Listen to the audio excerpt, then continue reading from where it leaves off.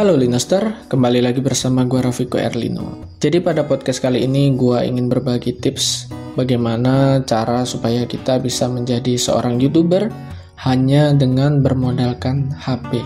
Iya, hanya bermodalkan HP.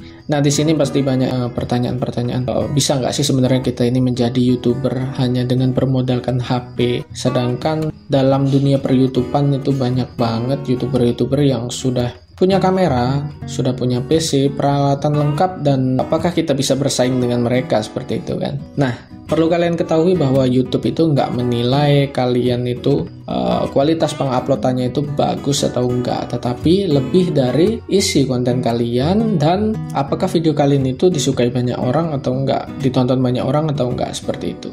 Jadi jawabannya sangat bisa. Nah, kalau kita bisa hanya bermodalkan HP, lalu apa saja sih yang harus kita lakukan supaya konten kita ini bisa berkualitas dan bisa mendapatkan respon yang baik oleh para viewer? Syarat pertama supaya menjadi YouTuber hanya dengan bermodalkan HP, yaitu HP lo itu harus punya kamera. Nah, di sini gue nggak mau bilang bahwa kameranya itu harus sekian megapiksel, harus sekian, karena banyak banget YouTuber yang bener-bener dia hanya bermodalkan kamera HP yang seadanya, bener-bener kualitasnya nggak bisa dibilang bagus juga, tapi gue hargai mereka dan ternyata view-nya banyak gitu. Itu semua bukan dari kualitas kameranya, tetapi dari isi videonya dan respon penonton, seperti itu. Kemudian tips yang kedua, lo harus punya aplikasi pengedit video. Nah, aplikasi pengedit video itu ada banyak sekali yang sekarang udah bisa kalian unduh di Play Store.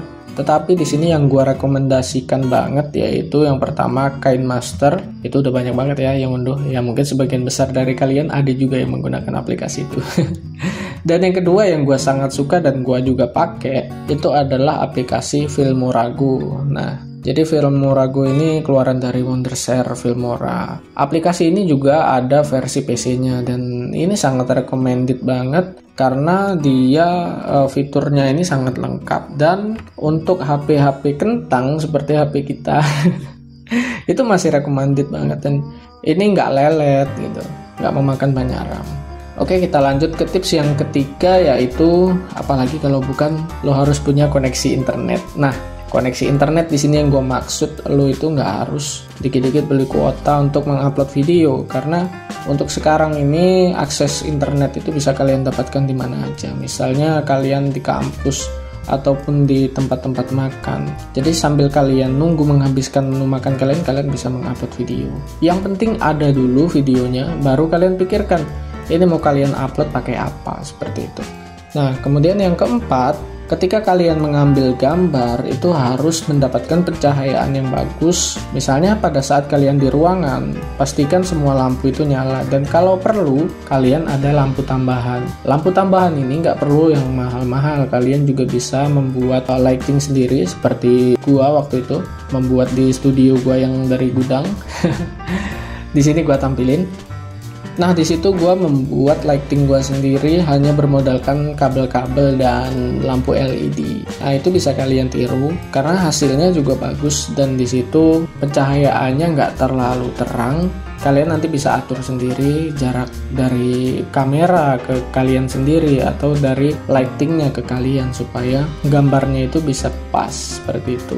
Nah, untuk kalian yang pengambilan gambar itu di outdoor, itu kalian harus memastikan bahwa ketika kalian tag gambar itu di siang hari, di mana pencahayaannya itu sedang bagus-bagusnya. Dan kalaupun di siang hari, jangan sampai dalam kondisi cuaca yang mendung seperti itu. Jadi kalian harus dapat cuaca yang cerah supaya gambarnya bagus. Karena lagi-lagi itu karena kita keterbatasan alat dan keterbatasan dana. Jadi kita harus benar-benar memaksimalkan apa yang ada, seperti itu. Kemudian tips yang kelima, selain lo harus belajar dasar-dasar pengeditan, lo juga harus belajar penyajian video. Nah, ini sangat penting nih. Tapi sekarang teknik-teknik ini sudah bisa kalian pelajari termasuk di channel gua. Gua udah beberapa kali membuat video bagaimana cara men-setting thumbnail, bagaimana cara memilih judul yang bagus, dan bagaimana sih supaya kita itu bisa mendapatkan view yang banyak hanya dengan konten yang biasa aja gitu kan. Nah, itu sudah gue buat videonya, jadi kalian bisa cari nanti videonya di bawah. Karena di dunia per-YouTubean ini semuanya berdasarkan dari algoritma YouTube. Nah, gimana cara kita menaklukkan algoritma YouTube itu? Yaitu semua ada tekniknya. Yang paling utama adalah di judul dan thumbnail, seperti itu. Kemudian tips yang selanjutnya yaitu buatlah channel lebih dari satu. Nah, apa sih sebenarnya gunanya? Jadi membuat channel lebih dari satu itu gunanya untuk memposisikan diri lo itu sebagai penonton. Jadi lo bisa menonton video yang udah lo upload pakai akun yang kedua. Nah, di situ lo bisa mengoreksi apa sih yang kurang dari video lo, dan hasil tontonan dari akun yang satunya itu kan otomatis akan masuk sebagai view gitu. Tapi jangan menonton secara berulang dan terus-menerus, karena ditakutkan nanti video lo dianggap view-nya itu bot dan nanti otomatis view-nya akan drop, seperti itu. Selanjutnya kita masuk ke tips yang ketujuh. Tips selanjutnya, coba komen di video ini apa masalah yang kamu hadapi selama berkarya di YouTube, atau kendala-kendala teknis yang buat channel kalian itu nggak berkembang. Siapa tahu gue bisa bantu jawab, atau dari teman-teman di Nostr yang lain bisa membantu memberi solusi. Dan kalaupun itu masih kurang, kalian bisa DM di Instagram gue Rafiko_MV, dan disitu kalian bisa bertanya untuk teknis-teknis ataupun yang lain lebih lanjut, seperti itu. Dan untuk pertanyaan yang di Instagram, karena jujur gue nggak pernah memberikan nomor WhatsApp gue ke orang lain. Nomor WhatsApp gue benar-benar cuma untuk keluarga, jadi harus mengantri.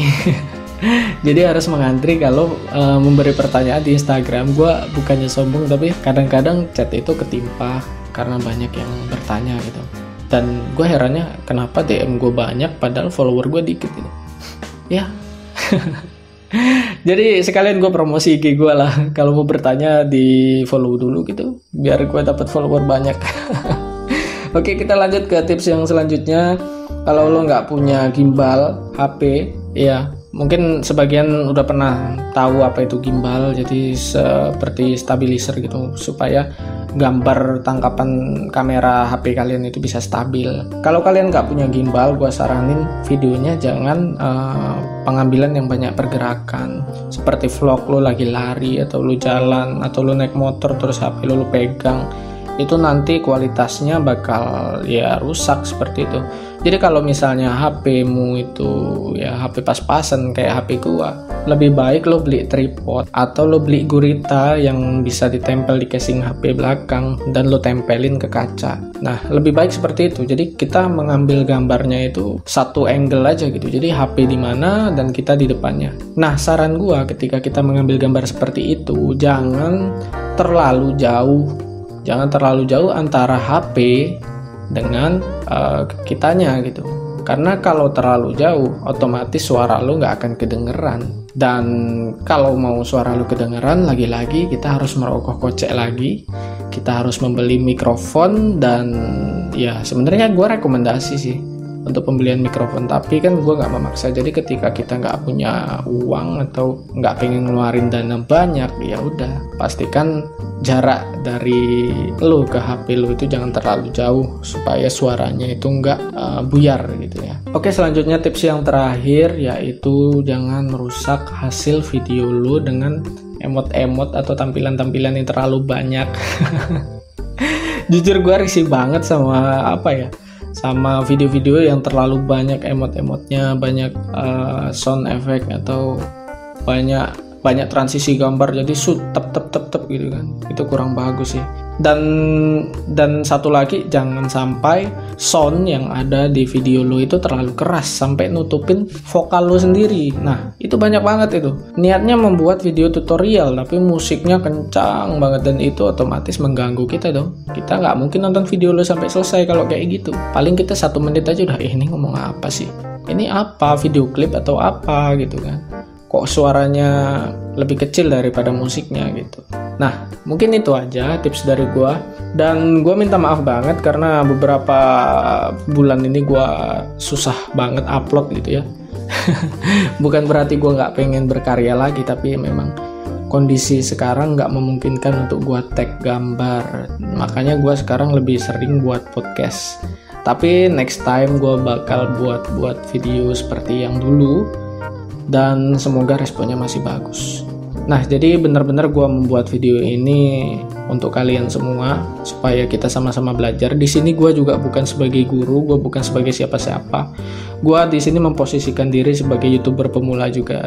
Nah, jadi kalau ada saran yang kalian berikan, gue bakal terima. Dan gue harap video ini bisa bermanfaat walaupun nggak untuk banyak orang. Yang penting ada manfaatnya lah.